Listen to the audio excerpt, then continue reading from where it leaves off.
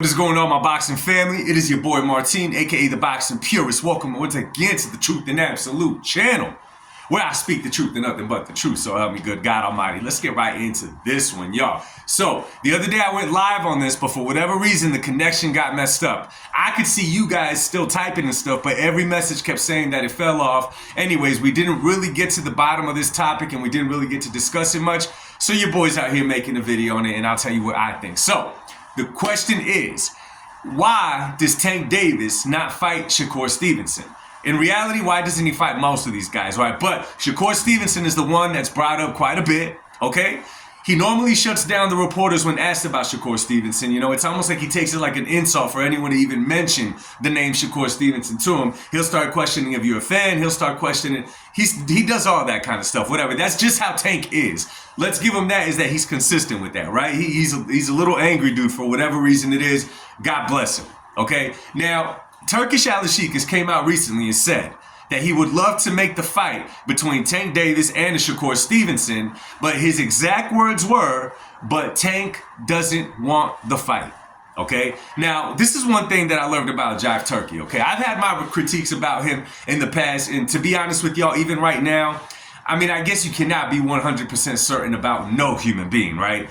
But on this guy, I'm still trying to figure out if he's even really truly a boxing fan, or judging by everything else that, you know, he owns now, WWE, I mean, he owns all kinds of stuff now, right? But he's definitely breaking into the American market. I don't know if that's a good thing. I don't know if it's a bad thing, right? Who knows? But the fighters are making money, and guess what? They put their lives on the line.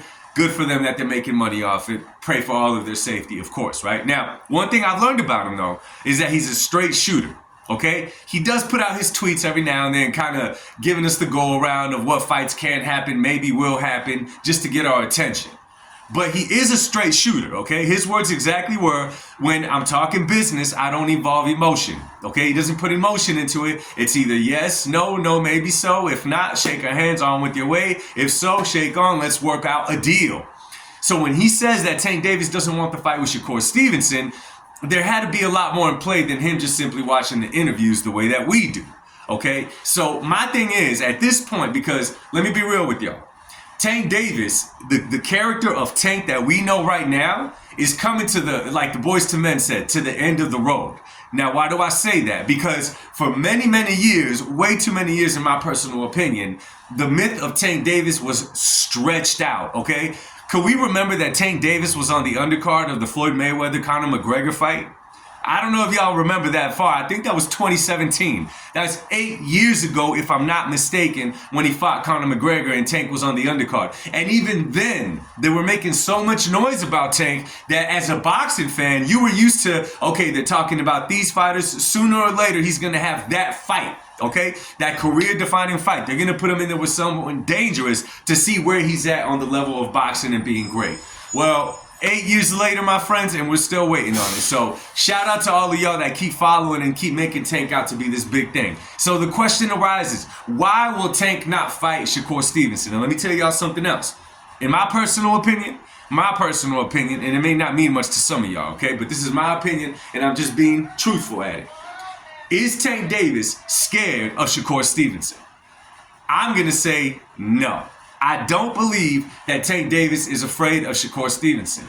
Could Tank Davis beat Shakur Stevenson? In my personal opinion, he can beat Shakur Stevenson. In my eyes, how I see that fight playing out, right? How I see that fight playing out is Shakur Stevenson getting off to a lead by boxing. Kind of like a normal Tank fight, you know what I'm saying? That he's kind of hunting him down. He's taking shots in the in-between. And then in the later rounds, I see Tank landing a bomb that changes the whole entire fight. Ultimately getting a stoppage against the Shakur Stevenson, because I don't think Shakur boxes his way to a decision against a Tank Davis. He would have to fight the perfect fight. And one more thing, Shakur Stevenson is not a big puncher. Shakur Stevenson is not a guy that you're going to respect because of his punching power, which means once you feel his shots, okay, you may still go after him. One thing about Shakur, he uses that ring very well. Some might say he kind of exaggerates how he uses it because he maintains such a distance the whole time that it's just not appealing, okay, to I'm not even going to say the casual boxing fan. To a lot of people, it's just not appealing because when you get the idea of a slick boxer, okay, there's Floyd Money Mayweather, and then there's an Erislandy Lara against Canelo. Floyd Money Mayweather could be there in the pocket with you, and he'll just make you miss. He'll be slipping your punches. He'll pull back. He'll duck under your punches. He does all that. That's art. That's beautiful to watch. Shakur Stevenson is good defensively too, but Shakur Stevenson tends to just move around the ring, kind of making it like, okay, so how's anyone going to hit you, bro? You're never engaging, and you're not making it exciting because you're not engaging and fighting with the actual fighter. I'm not talking about a rumble. Don't get it twisted. I'm saying at some point you got to sit down and you got to engage in punching. That's just the way the boxing game is, especially if you're trying to become a star inside of the sport. So again, I ask, why not? This is what I think. Again, this is just my opinion. Take it however you want it, right? PBC right now is in a very tough spot, and by the looks of it, they've been in a real tough spot for years now, okay? And why is that? They're in the hole, for what I hear, for hundreds of millions of dollars. Okay, now, once upon a time, let's go back 10 years ago or so, they had everybody on their roster. Al Heyman had everybody, okay? They had every fighter you could think of at that time was with PBC. Y'all remember those Corona bottles? Danny Garcia, Adrian Broner, Robert Guerrero, they had everybody on there.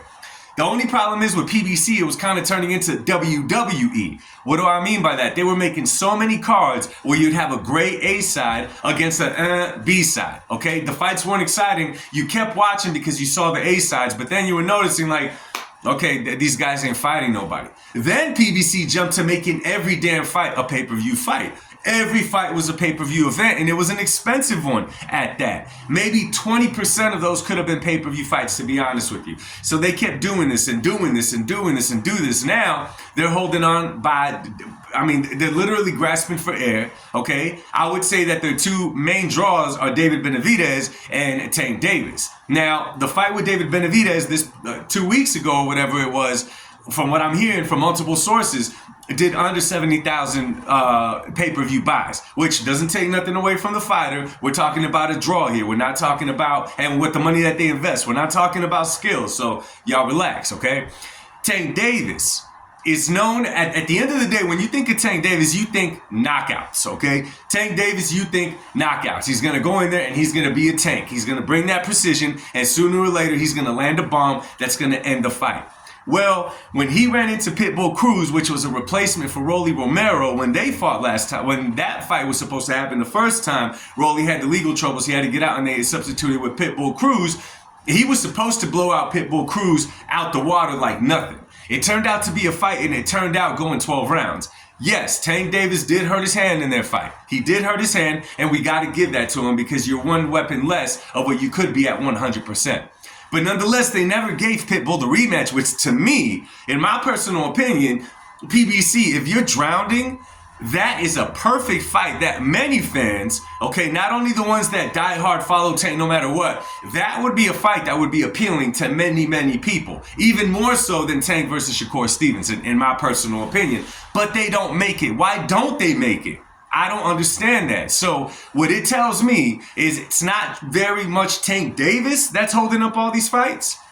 Although I would like to think that he has enough pull where he could speak up and make these fights happen. I think it's the people around him that are holding up the character of Tank Davis from taking all these fights. Because this is the thing. There was just too many names at 135 for a while for Tank to fight none of them, okay? Y'all could bring up Ryan Garcia, but the Ryan Garcia fight was so tainted with all the rehydration clauses, with the catch weights, with all that kind of stuff that he didn't truly fight the Ryan Garcia. Example, he did not fight the Ryan Garcia that Devin Haney fought. Devin Haney fought a healthy Ryan Garcia. Tank Davis fought a malnutrition Ryan Garcia, okay?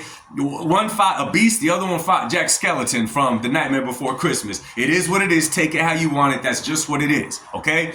So if you notice, it's Tank matched up against this guy. Tank matched up against this guy.